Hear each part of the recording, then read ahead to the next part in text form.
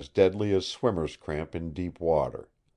If he continued much longer, he would be crawling on his hands and knees.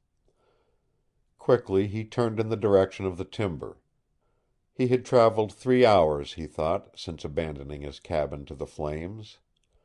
Another half hour, with the caution of slower, shorter steps, brought him to the timber.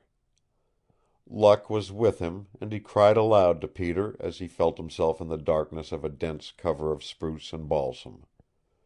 He freed himself from his entangled snowshoes and went on deeper into the shelter. It became warmer, and they could feel no longer a breath of the wind. He unloaded his pack and drew from it a jackpine torch, dried in his cabin and heavy with pitch. Shortly the flare of this torch lighted up their refuge for a dozen paces about them. In the illumination of it, moving it from place to place, he gathered dry firewood and with his axe cut down green spruce for the smoldering backfire that would last until morning.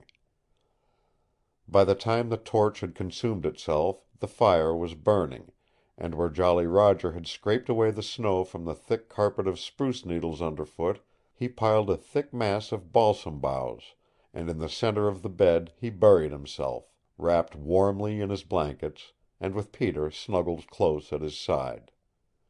Through dark hours the green spruce fire burned slowly and steadily.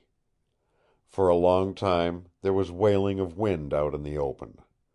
But at last it died away, and utter stillness filled the world.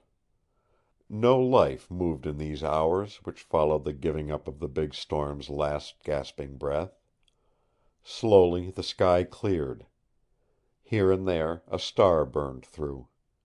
But Jolly Roger and Peter, deep in the sleep of exhaustion, knew nothing of the change. End of chapter 15. Recording by Roger Moline.